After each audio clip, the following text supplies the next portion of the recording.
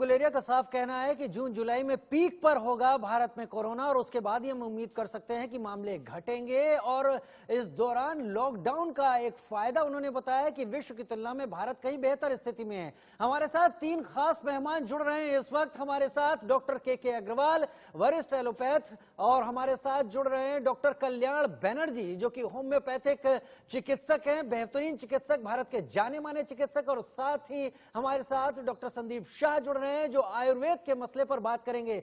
3 अलग अलग विधाएं स्वास्थ्य की, और ये तीनों बेहतरीन डॉक्टर इस वक्त इंडिया न्यूज पर मौजूद हैं। तो अपना टीवी स्क्रीन खोलिए और इनकी उन बातों को जरूर नोट कीजिए जो ये आपको कोरोना काल में संक्रमित होने से बचने के लिए बताएंगे। सबसे पहले डॉक्टर के अग्रवाल आपसे बात करूं, 3,500 मामले आए हैं पिछले 24 घंटों में, यानी पीक पर हम जाना शुरू कर चुके हैं। और अगर वहीं रणदीप गुलेरिया की बात करें, एम्स के डायरेक्टर, वो कह रहे हैं जून जुलाई में हम पीक पर होंगे। सवाल ये है कि गर्मी का मौसम है और अधिकतर लोग कोशिश कर रहे हैं कूलर या एसी का इंतजाम करके किसी तरह गर्मी से निजात पाने की। ये एसी इफेक्ट जो है, एयर कंडीशनर इफेक्ट जो है, ये कोरोना से बचने में हमारे लिए क्या मददगार है, क्या नुकसानदेह है? आप एयर कंडीशनर के इस्तेमाल को किस तरह से देखते हैं?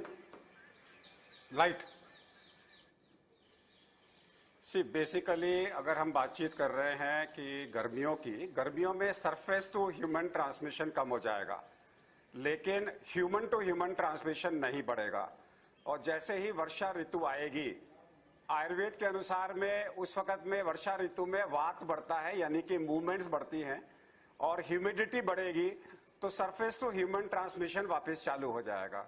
जो थोड़ा बहुत कमी हमारी ग्रीष्म ऋतु में होगी वो वर्षा ऋतु में बढ़ने की संभावना है। उसके बाद में अक्टूबर नवंबर में जब कोल्ड एंड ह्यूमिडिटी दोनों आएंगी, तो फिर हमारे पास में जो थर्ड वेव या सेकेंड वेव आ सकती है। और ये जो वेव्स आ रही हैं वो एक पर्टिकुलर स्टेट में सेम टाइम पे नहीं आएगी। आप ये नहीं सोच सकते कि पूरे इंडिया में जो पीक है वो एक ही टाइम पे आएगा। महाराष्ट्र का पीक हो सकता है दिल्ली के पीक से अलग हो सकता है महाराष्ट्र का पीक ऑलरेडी चल रहा हो, और जहां आज तक केसेस नहीं आए तो आप ये मत सोचिए कि वहां केसेस कभी नहीं आए थे। याद रखिए इंडिया में केसेस बहुत बाद में आना चालू हुए। सो ये जो डायरेक्शन है कि पीक कब आएगा, किस केसेस कब बढ़ेंगे, डेफिनेटली आज के दिन में चिंता की विषय है। 3 से 4 हजार केसेस रोज आ रहे हैं लास्ट 5 दिन से। हमारा इंडिविजुअल केसेस का, डेली केसेस का जो डबलिंग टाइम है वो बढ़ रहा है। तो एक तरीके से तो ऐसा लग रहा है कि जहां पे हमारे हॉट स्पॉट्स हैं वो ऑलरेडी पीक के अंदर में है जी। लेकिन बाकी जहां केसेस नहीं है, जैसे ही वर्षा ऋतु आएगी वैसे ही शरद ऋतु आएगी, उस टाइम में केसेस फिर बढ़ने की संभावना है। डॉक्टर अग्रवाल, एयर कंडीशनर का इस्तेमाल, कूलर का इस्तेमाल बहुत ज्यादा हो रहा है, और ये फिलहाल आज की हालत में, जब जैसा आपका भी कहना है कि केसेस बहुत ज्यादा आ रहे हैं, हॉटस्पॉट काफी ज्यादा हैं, तो ये नुकसानदेह है या फायदेमंद? क्या जो आम जनता सुन रही है, क्या उसको कोई सलाह देंगे एयर कंडीशनर के इस्तेमाल में सावधानी बरती जाए या किस तरह से रहा जाए? मैंने अभी कहा कि 2 प्रकार से ट्रांसमिशन होता है, ह्यूमन टू ह्यूमन और surface to human. Surface to human का मतलब है वायरस टेबल पे पड़ा हुआ है, मैंने अपने हाथ से अपने मुंह तक ले गया। गर्मी में सरफेस टू ह्यूमन खत्म हो जाएगा, लेकिन अगर आप एसी चालू रखोगे तो जहां एसी है वहां तो गर्मी आएगी नहीं, वहां वायरस मरेगा नहीं। तो human to human, surface to human दोनों ट्रांसमिशन रहेंगे। अगर एसी का इस्तेमाल करोगे तो वायरस जो है, तो ट्रांसमिशन रेट है थोड़ा बढ़ जाएगा।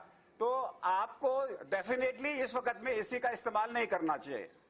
आपने अभी जो बात एक जोड़ी थी, मैं बाकी अपने मेहमानों के पास इसके बाद आता हूं, लेकिन वहां पर मैं आपसे जानना चाहूंगा, जो आपने कहा है कि पीक अलग अलग हिस्सों में अलग अलग तरीके से आ सकता है, तो क्या हम एक ही वक्त में भारत में कई जगह पीक लेवल्स देख सकते हैं? बिल्कुल देख सकते हैं। आपने देखा ना जो काम इस वक्त में न्यूयॉर्क में हो रहा है बाकी स्टेट्स में नहीं हो रहा, जो वुहान में हुआ बाकी चाइना में नहीं हुआ। तो इस वक्त मेरे जो हमारे हॉट स्पॉट्स हैं वो जैसे हमारे यहाँ पे इंदौर है, हमारे यहाँ पे दिल्ली है, बॉम्बे है, यहाँ का पीक टाइम अलग होगा। अब केरला का पीक टाइम हो सकता है केरला में पीक टाइम आके खत्म हो गया हो उसके साथ में।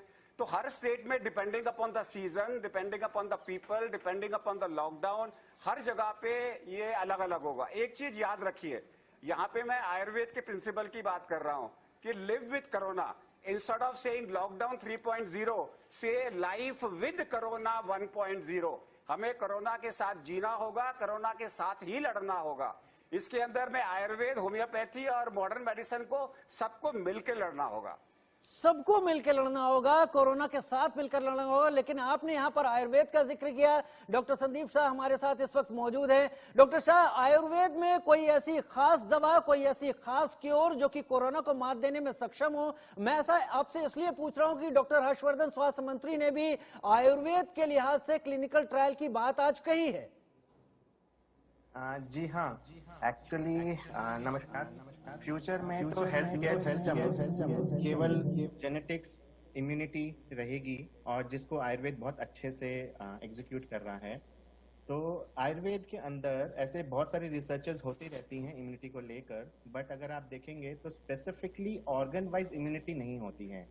मैं एक्चुअली इस चीज़ पे काम कर रहा था बहुत सालों से कि मुझे कोई ऑर्गन स्पेसिफिक इम्यूनिटी का कुछ मिल जाए। तो हम लोग अपने फ्रेंड्स के साथ कर रहे थे कि क्या करें। तो जिनोवेदा कंपनी फॉर्म करके हर ऑर्गन की स्पेसिफिक इम्यूनिटी को डेवलप करने वाली हर्ब्स को आइडेंटिफाई करना और उसको टेस्टिंग का काम कर रहे थे। एंड ठीक इसी के बीच ये अपना कोरोना वायरस का आउटब्रेक हुआ और इसके अंदर ये क्लियर है कि ये जो वायरस है ये लंग्स और इंटेस्टाइन के थ्रू इंसान की इम्यूनिटी को खत्म करता है। तो हम लोगों ने फिर जो रस सार है जो लंग्स की इम्यूनिटी बढ़ाती है और रक्त सार है जो इंटेस्टाइन की इम्यूनिटी बढ़ाती है, उन दोनों के कॉम्बिनेशन करके मार्केट के अंदर अभी उसको रिसर्च में डाल रहे हैं। जितने भी पेशेंट्स आएंगे उनका फीडबैक लेके, तो और भी इसमें आगे फ्यूचर के अंदर स्टैटिस्टिकल डेटा मिल जाएगा। केवल हमें आयुर्वेद की जो थ्योरी है उसके अलावा स्टैटिस्टिकल डेटा भी मिल जाएगा। डॉक्टर शाह, कई बार लड़ाई इस तरह से भी जीत ली जाती है कि उसके लिए तैयारी शुरू कर दी जाती है। तो आयुर्वेद हमारे उन दर्शकों को जो इस वक्त आपको देख रहे हैं, सुन रहे हैं, आयुर्वेद उनको क्या सलाह देना चाहेगा कि जब तक इसका कोई परमानेंट क्योर, कोई हल सामने नहीं आता, तब तक कैसे वो अपने को मजबूत बनाए रखे, कम से कम वायरस उन्हें छुए नहीं? देखिए, सबसे इम्पोर्टेंटली आयुर्वेद के अंदर होता है इम्यूनिटी बढ़ाने के लिए डाइट और लाइफस्टाइल के बारे में जो आप पहले स्टार्टिंग से इसका शो का स्टार्ट कर रहे थे एसी को लेकर, उसके बारे में बताना चाहूँगा। जैसे ये बीमारी आयुर्वेद के पॉइंट ऑफ व्यू से कफ वात की है और ये जो एसी है या एसी क्या करता है, अंदर बॉडी के रस को चूस लेता है जिससे इम्यूनिटी वीक होती है। एंड सेकेंडली, अगर कूलर ज़्यादा यूज़ करते हैं तो उससे ब्लॉकेज क्रिएट होती है जिससे again nutrition and immunity pool को प्रॉब्लम होती है क्रिएट करने में। तो मैं ये नहीं बोलूँगा कि एकदम इस्तेमाल ना करें बिकॉज ये प्रैक्टिकल एडवाइस नहीं होगी, बट उसको सावधानी से इस्तेमाल करें, थोड़ी देर इस्तेमाल करके बंद कर दें जिससे बॉडी की उसकी इम्यून सिस्टम वापस से रिगेन कर सके। ये एक हो गई एसी और कूलर की लाइफस्टाइल। इसके अलावा सबसे ज़्यादा जो मैं देख रहा हूँ मेरे आसपास और मेरे फ्रेंड्स जितने भी हैं, उन्होंने अपना सोने का पैटर्न सबसे ज़्यादा चेंज कर दिया। वो रात को देर तक जगते हैं, रात को दिन में देर तक सोते हैं और ये पूरा रूटीन चेंज कर दिया बिकॉज वो घर पर ही रह के काम कर रहे हैं। जैसा कि सर ने बोला, लिव विथ कोरोना, अब हमें कोरोना को ही एक लाइफ का एक हिस्सा मान के इसी के साथ हमें अपने जो रूटीन फॉलो कर रहे थे पहले, अपने टाइम पे उठना, सूर्योदय के समय टाइम पे सोना, ये भी बहुत इंपॉर्टेंट है। और इसी के साथ फूड डाइट्स के अंदर जो होती है, और इसमें सबसे इंपॉर्टेंट डाइट में रहेगा 3 चीजें रहेंगी सबसे इंपॉर्टेंटली। सबसे पहली है अदरक, सौंठ, एक्चुअली प्रॉपर गीला अदरक नहीं, जो सूखा हुआ पाउडर अदरक है वो इसमें बहुत अच्छा काम करता है। और उसके अलावा काली मिर्च, ये दोनों चीज़ें बहुत बढ़िया काम करेगी। इसके साथ जो आयुर्वेद में बहुत अच्छे स्पेसिफिक इम्यूनिटी बूस्टर जो हमने अपनी मेडिसिन में भी यूज़ की हैं वो है गिलोय, गुड़ुची, उसको यूज़ करें। नहीं हो तो घर में तुलसी बहुत अच्छी चीज़ है, अगर रोज आप तुलसी का काढ़ा बना के पीते हैं तो वो इस तरह के वायरल की चीज़ों में हेल्प करता है। डॉक्टर शाह, आप अदरक की बात कर रहे हैं और उसके सौंठ के जो उसका रूप हो जाता है, जो सूखी अदरक होती है और काली मिर्च होती है, इसका सेवन किस तरह से हमारे दर्शक करें कि कम से कम अपना इम्यून स्ट्रॉन्ग कर लें? 2 तरीके से, दोनों को मिला के टोटल 5 ग्राम्स पूरे दिन भर में जानी चाहिए। या तो आप इसको फांकी ले सकते हैं दिन में 2 बार, सुबह ब्रेकफास्ट के बाद और शाम को डिनर के बाद, या फिर आप इसका काढ़ा बना के भी ले सकते हैं। पानी में 1 गिलास पानी में डाल दीजिए, दोनों मिला के 2.5 ग्राम, और पानी 1 गिलास पानी 200 ml को उबाल के आधा 100 ml कर लीजिए और फिर इसको पीजिए रोज सुबह खाली पेट 1 बार। इससे भी ये सारा काम एक्चुअली अचीव कर सकते हैं। इनमें तुलसी भी एक है जो चीज़ है, 4-5 पत्ते रोज अगर तुलसी को तुलसी को चबाएं नहीं, तुलसी को केवल काढ़ा बना के आप पी लीजिए या तोड़ के गटक लीजिए, इससे भी हमें इसी तरह का फायदा मिल सकता है। तुलसी, अदरक और काली मिर्च अगर काढ़ा बनाकर आप पीते हैं, आयुर्वेदाचार्य हमारे साथ डॉक्टर संदीप शाह हैं और वो साफ साफ बता रहे हैं कि हम स्ट्रांग होंगे, लड़ पाएंगे। डॉक्टर कल्याण बनर्जी भी हमारे साथ जुड़े हुए हैं। नामचीन एक बड़ा नाम है होम्योपैथिक, जहां तक स्वास्थ्य सेवाओं की एक विधा है, होम्योपैथिक से इलाज करते हैं। डॉक्टर कल्याण बनर्जी, होम्योपैथिक के बारे में अक्सर ये बात कही जाती है कि होम्योपैथिक से अगर आप इलाज करा रहे हैं तो एक लंबे इलाज की उम्मीद कीजिए जिससे कि पूरी तरह से होम्योपैथिक उसे जड़ से खत्म कर दे। लेकिन कोरोना एक ऐसी आपदा आई है कि लोगों को इसके इलाज की तुरंत जरूरत है। लोग चाहते हैं तुरंत इससे इम्यूनिटी हासिल हो, कम से कम कोरोना के वो चक्कर में या कोरोना के झांसे में इसमें फंसे ना, कोरोना के किसी प्रकोप में। होम्योपैथी के पास किस तरह के इलाज हैं doctor Banerjee? Other varieties virus का अच्छा इलाज। हम लोग जो अभी दवाई यूज करते हैं कोरोना को ये इम्यूनिटी बढ़ाने का जो दवाई हम लोग यूज करते हैं, ये लंग्स, इंटेस्टाइन, किडनी को इम्यूनिटी बढ़ाता है, स्ट्रॉन्ग करता है और वो जल्दी फेलियर होने में नहीं जाने देता है। तो इसके लिए हम बेसिकली 3 दवाई यूज करते हैं। आर्सेनिक मॉर्निंग में, लाइकोपोडियम इवनिंग में अराउंड 4-5 o'clock, यूपेटोरियम पर 30 रात को 7-8 बजे यूज करते हैं। ये डॉक्टर बनर्जी, हम आपके पास एक बार फिर से आने की कोशिश करेंगे। आपकी आवाज थोड़ी साफ नहीं आ रही है, बहुत जल्द कोशिश करते हैं आप तक आने की। लेकिन डॉक्टर अग्रवाल, आप मेरे साथ लगातार जुड़े हुए हैं। डॉक्टर अग्रवाल, बहुत सारे लोग हैं जो अब जिस तरह से कोरोना के मामले आ रहे हैं तो एक शब्द निकलकर सामने आ रहा है कि हम इससे इस तरह से भी जीत सकते हैं कि हम एक हर्ड इम्यूनिटी डेवलप कर लें। ये हर्ड इम्यूनिटी होती क्या चीज है और अगर ये डेवलप हो जाती है तो कितना फायदा होता है?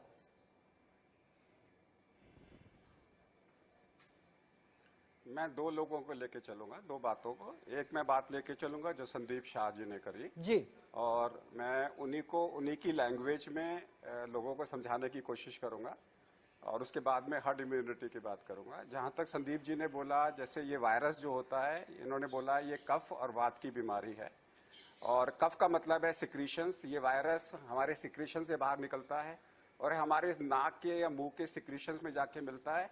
तो दोनों जो कफ की बीमारी होती है वो कफ यानी कि सिक्रीशंस के साथ ही होती है। ये अंदर जाके मेरे थ्रोट में इरिटेशन करता है, मल्टीप्लाई करता है, वहां पे वात एग्रीवेट हो जाएगा और जब वात यानी कि मूवमेंट मेरे शरीर में एग्रीवेट हो जाएगी, आगे जाके वो दोबारा से कफ को प्रेडोमिनेंट करेगी। जब थ्रोम्बोसिस होगी, क्लॉट्स बनेंगे, इन्फ्लेमेशन होगा, ग्रोथ होगी। और अगर मेरे को शुरू के अंदर में प्रिवेंशन करना है तो प्रिवेंशन के लिए कोई भी चीज जो बिटर है और जो एस्ट्रिंजेंट है, यानी कि जैसे इन्होंने अदरक बोला, जो भी कसैला और कड़वा होगा जी, वो कफ को कम करेगा, यानी कि वो मेरे शरीर में सिक्रीशंस को कम करेगा। बिकॉज ये ड्राइंग ऑब्जेक्ट्स है, जो भी खाने पीने की चीजें मेरे शरीर में ड्राई करेंगी।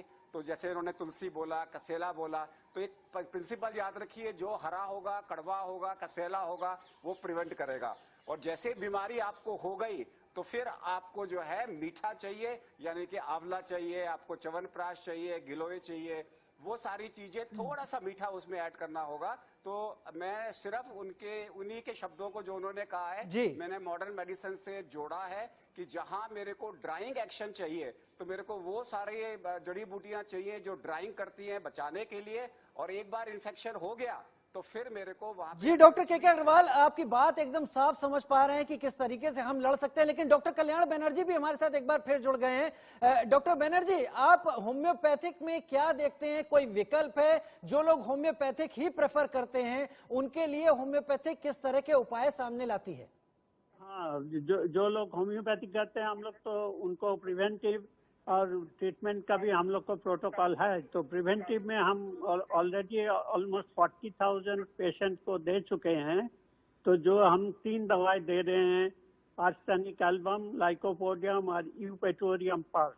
तो आर्सेनिक मॉर्निंग में, लाइकोपोडियम इवनिंग में और यूपेटोरियम पर्स रात को दे रहे हैं। चलिए, उम्मीद करेंगे कि जो हमारे दर्शक आप सबको सुन रहे थे उन्होंने आयुर्वेद के लिहाज से भी चीजों को जाना, उन्होंने एलोपैथ के लिहाज से भी, और उन्होंने उन दवाइयों के बारे में भी जाना जो होम्योपैथिक इस दौरान कारगर हो सकती है। बहुत शुक्रिया आप तीनों खास मेहमानों का हमारे साथ जुड़ने के लिए।